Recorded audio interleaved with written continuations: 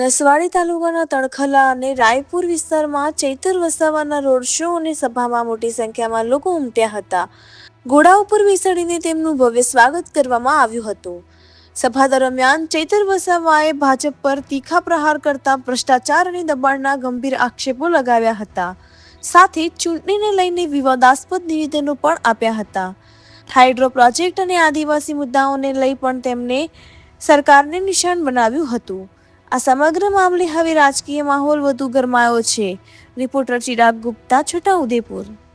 અને કલેક્ટર અને એસપી લોકોને પણ કહેવા માંગુ છું, પોલીસનો દુરુપયોગ કરીને, એસઆરપીનો દુરુપયોગ કરીને, મિલિટરીનો દુરુપયોગ કરીને અમારા લોકોને છેડછાડતા નહીં.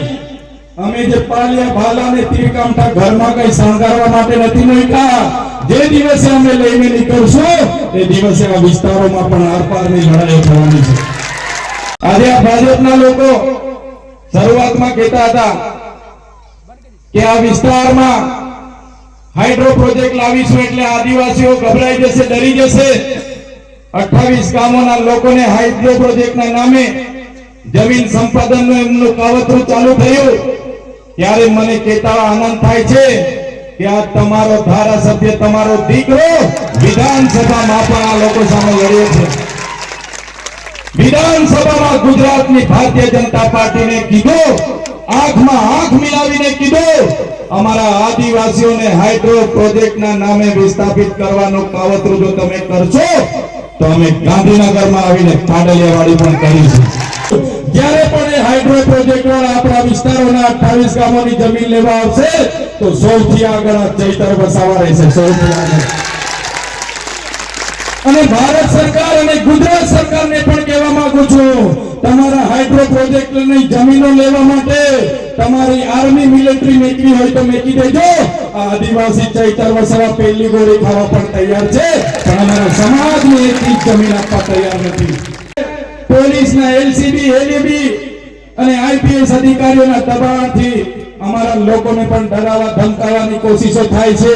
ત્યારે આ મંચ પરથી એ પોલીસ અધિકારીઓ જે પણ આ પ્રકારનું કરે છે અને જે પણ ભાજપના નેતાઓ આ પ્રકારના કરે છે એમને પણ કહીએ છે, પોલીસ અધિકારીઓમાં જો પાણી હોય તો પોતાની વર્દી ઉતારીને ખેસ ફેરીને મેદાનમાં આવો. કેટલા વિજય થાય છે અમે ખબર પાડી દઈશું. કોની સાથે પાલો પડ્યો છે ખબર પાડી દઈશું. અમે કોઈના બાપથી ડરતા નથી. ગુજરાતના હર સંઘવીને પણ કહેવા માંગીએ છીએ, જે દિવસે અમારી જનતા અમારા અધિકારો માંગવા માટે બહાર નીકળશે, જે દિવસે અમારા ભાલા પાલિયા તીરકામઠા લઈને અમે ગાંધીનગર તરફ નીકળી જઈશું, તે દિવસે તમારી પોલીસ પણ તમને બચાવવા નથી રહેવાની. એ આદિવાસીનો પાવર છે. ભાજપના લોકો, તમે એને પૂછો કે ભાઈ કેમ ચૂંટણી લડો છો, કેમ જીતવા માંગો છો, તો એ ભાજપના નેતાઓ કહેશે એકવાર અમારો મેળ પડી જાય, અમારું 3-4 પેઢીનું અમારે કરી લેવું છે એટલે ચૂંટણી લડીએ છીએ.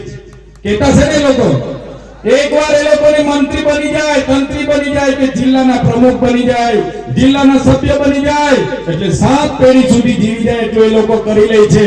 જ્યારે અમારા ઉમેદવારો જોઈ લો, અમારા બધા ઉમેદવારોને મેં પૂછ્યું કે તમે કેમ ચૂંટણી લડવા માંગો છો. અમારા ઉમેદવારોએ કીધું, અમે એટલા માટે ચૂંટણી લડવા માંગીએ છીએ કે અમે સત્તામાં આવીશું અને લોકોની સેવા કરીશું. એમના આઈપીએસ અધિકારીઓ, પોલીસ અધિકારીઓ આવે ધમકાવે કે ઉપરથી સૂચના છે તમે ભાજપમાં જોડાઈ જાઓ, એમના નેતાઓ મને ખબર મોકલાવે કે તમે ભાજપમાં જોડાઈ જાઓ નહીં તો જેલમાં તમારા વર્ષો નીકળી જશે. ત્યારે પણ આ તમારા દીકરા ચૈતર વસાવાએ કીધું તો અમારા ભગવાન બિરસા મુંડા, અમારા પૂર્વજ અમારા અધિકારો માટે લડતા લડતા જેલમાંથી શહીદ થઈ ગયા. આ ચૈતર વસાવા આદિવાસીઓ માટે લડતા લડતા જેલમાં શહીદ થઈ જશે, મને કોઈ ફિકર નથી. મને કહેવામાં આવ્યું કે તને મંત્રી બનાવી દઈએ છે. હમણાં જોઈન્ટ કરી લે. નરેન્દ્ર મોદી ડેડિયાપાડામાં આવ્યા ત્યારે પણ કીધું કે નરેન્દ્ર મોદીના હાથે તમારે ભાજપમાં જોડાવાનું છે, તમને મંત્રી બનાવી દઈશું. ત્યારે પણ મેં કીધું હતું, તમારા મંત્રી બની જવાથી મારા બંગલા થઈ જશે, ગાડી થઈ જશે, પૈસા થઈ જશે, પ્રોપર્ટી થઈ જશે. જે પોલીસ મને એરેસ્ટ કરે છે, પોલીસ સલામ કરતી થઈ જશે. પણ જે મારી માતા બહેનોના મારા પર આશીર્વાદ છે, મારા પર ભરોસો છે, મારા માટે ફુલાર લઈ આવીને મારું સ્વાગત કરે, સન્માન કરે, એ જ મારા માટે મારી મૂડી છે. તમારા મંત્રી પંત્રી અમારે કંઈ ભરવું નથી. અમારા આદિવાસીઓની સેવા કરવાની છે. ચૂંટણી આવી છે, હમણાં તો બધા ગામડે ગામડે આવશે, કે છે કે મફા કાકા 500 રૂપિયા લઈ લો, મગન કાકા 1000 રૂપિયા લઈ લો, ફતા કાકા બસ 2000 લઈ લો, અમને મત આપજો, સુકી માસી આ લઈ લો, સોમી માસી આ પૈસા લઈ લો, મત આપજો, મત આપજો, મત આપજો, ઘરે ઘરે આવશે. ત્યારે મેં તમને કહેવા માટે આવ્યો છું, એ પૈસા કોઈ એમના કપા કાઢીને આપવા નથી આવવાના, એ પૈસા મકાઈ વેચીને તમને આપવા નથી આવવાના, એ પૈસા આપણા જ છે. 500 આપે તો 1000 માંગી લેજો, પણ મત આપણા ઝાડોને આપજો. આજે વિચાર કરો સાથીઓ, આપણો જિલ્લો એ આદિવાસી બહુમતી વસ્તી ધરાવતો જિલ્લો છે, આદિવાસીઓની વસ્તી ધરાવતો જિલ્લો છે. પણ આ વિસ્તારના એક ઓબીસી ભાજપના નેતા દિલ્હી ગયા, ગાંધીનગર ગયા અને જિલ્લા પ્રમુખનું પદ ઓબીસી સામાન્ય સીટ કરી લાવેલા છે. સામાન્ય સીટ એ ભાજપના લોકો અનુસૂચિ 5 પૈસા 1 નું ઉલ્લંઘન છે, બંધારણમાં મળેલો આપણને અનામતનું ઉલ્લંઘન છે. ત્યારે આ શિડ્યુલ એરિયામાં આવા ભાજપના લોકો જે સામાન્ય બેઠક કરીને લાવ્યા છે, એ લોકોને જવાબ આપવાનો સમય આવી ગયેલો છે. અહીંના ધારાસભ્ય કાકા બૂમ બૂમ મારે છે, બહુ બૂમ મારે, બહુ બૂમ મારે, બહુ બૂમ મારે. ત્યારે કાકાને પણ કહેવા માંગુ છું, આ જનતાએ તમને 15 વર્ષ આપ્યા, નર્મદાના વિસ્થાપીઓ તમારા પર ભરોસો કર્યો, કરજણના વિસ્થાપિતોએ ભરોસો કર્યો કે નર્મદાનું પાણી અપાવવાનો તમારો વાયદો હતો, નર્મદાની વીજળી અપાવવાનો વાયદો હતો, આ વિસ્તારમાં રોડ બનાવવાનો વાયદો હતો, પણ આ કાકા નિષ્ફળ ગયા છે. આ કાકાનો ગરબો હવે તમારે બધાએ ઘરે મોકલી આપવાનો છે.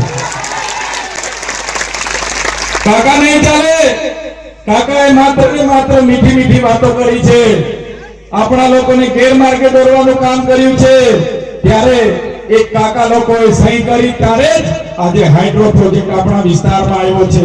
એ જિલ્લા પ્રમુખોએ સહી કરી, ત્યારે જ હાઇડ્રો પ્રોજેક્ટ આપણા વિસ્તારમાં આવ્યો છે. એટલે એવા નેતાઓને આ ચૂંટણીમાં ઝાડોનું બટન દબાવીને ઘર ભેગા કરી દેવાના છે. આજે નસવાડીના રાયપુર ગામે આમ આદમી પાર્ટીની વિજય વિશ્વાસ સભા મળી છે અને આમાં કાળઝાળ ગરમીમાં પણ હજારો વડીલો, યુવાનો, માતા બહેનો અહીંયા ઉપસ્થિત રહ્યા છે. અમે પણ હાજર હતા. એ જ બતાવે છે કે ગુજરાતમાં પરિવર્તન આવવાનું છે. જે ભાજપ અને કોંગ્રેસના લોકો કહેતા હતા કે આમ આદમી પાર્ટી ત્રીજો મોરચો નથી ચાલવાનો, આજે ગુજરાતમાં 6500 ઉમેદવારો અમારા છે. અમે સ્વતંત્ર લડીએ છીએ. અમારા માટે આ સેમિફાઇનલ છે. 2027માં અમે ફાઇનલ પણ ખૂબ સારી રીતે લડવાના છે. અને જે પ્રકારે કોંગ્રેસ અને ભાજપે 78 વર્ષ રાજ કર્યું, એક બાજુ નર્મદાનું પાણી અહીંથી અમને દેખાય છે, અમારે ત્યાંથી નેર જાય છે, કચ્છ સુધી જાય છે, અમને મળ્યું નથી. એક બાજુ આ વિસ્તારમાં રોડ ન હોવાના કારણે ઝોલીમાં મહિલાઓ, મારી બહેનો મૃત્યુ પામે છે, બાળકો મૃત્યુ પામે, કુપોષણના બાળકો પીડાય છે. એની ગ્રાન્ટ ભાજપના લોકોના પેટમાં જાય છે, કોન્ટ્રાક્ટર એનજીઓના પેટમાં જાય છે. આ વિસ્તારમાં હાઇડ્રો પ્રોજેક્ટના નામે 28 ગામોની જમીનો આ લોકો લેવા માટેના MOU કર્યા છે. ત્યારે અમે આગળ પણ લડ્યા હતા, આજે પણ લડીએ છીએ અને આવનારા દિવસોમાં પણ લડીશું. ચૂંટણીઓ આવીને જતી રહેશે, પણ અમે લોકોની વચ્ચે છે અને લોકોની સાથે રહી લડીશું. અમારું કામ સત્તામાં આવીને લોકોની સેવા કરવાનું છે અને એના માટે આ ચૂંટણી અમે લડી રહ્યા છીએ અને અમે જીતીશું એવો પૂરો ભરોસો છે. જો સરકાર આ જ પ્રકારે આદિવાસીઓની હાઇડ્રો પ્રોજેક્ટના નામે જમીનો લેવાની જો વાત કરશે તો ચોક્કસપણે અમારા ઘરોમાં રાખેલા ધારિયા, પાલિયા અને તીરકામઠા એ કોઈ અમે શણગાર માટે નથી રાખ્યા. અમે રોડ પર ઉતરતા પણ આવડે છે અને ગાંધીનગર તરફ જતા પણ આવડે છે. એટલે જ્યારે પણ અમારી જમીનો બચાવવાનું થશે તો અમે ગાંધીનગર તરફ જઈને પાડલિયાવાડી કરવાની થશે તે પણ કરીશું.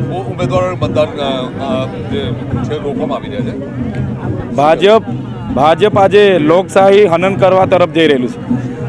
લોકોને મળેલા અધિકારોને છીનવવાનો પ્રયાસ કરે છે.